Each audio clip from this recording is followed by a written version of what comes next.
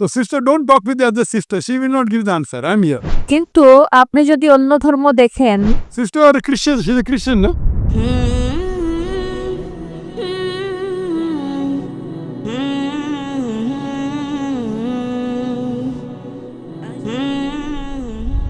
আমার প্রশ্ন হলো, আপনাদের ইসলাম ধর্মে বহু বিবাহর অনুমতি দেওয়া হয়েছে, কিন্তু আপনি যদি অন্য ধর্ম দেখেন, খ্রিস্টান, হিন্দু ধর্ম, বৌদ্ধ ধর্ম, তাদের ধর্মে বহু বিবাহ নেই। প্রশ্ন হলো, ইসলাম ধর্মে কেন বহু বিবাহ দেওয়া হলো? Thank you.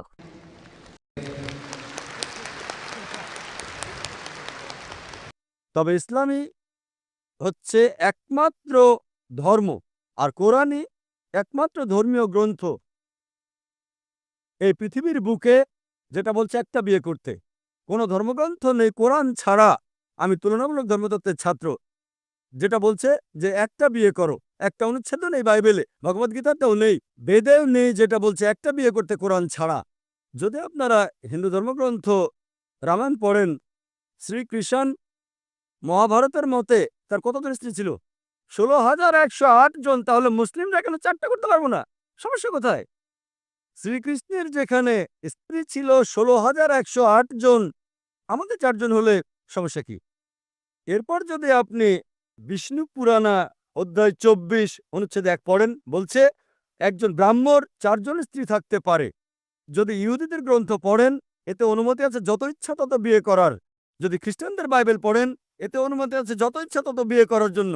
যদি বাইবেল পড়েন, আব্রাহামের 3 জন স্ত্রী ছিল। সলোমনের কতজন স্ত্রী ছিল? তার 700 স্ত্রী ছিল।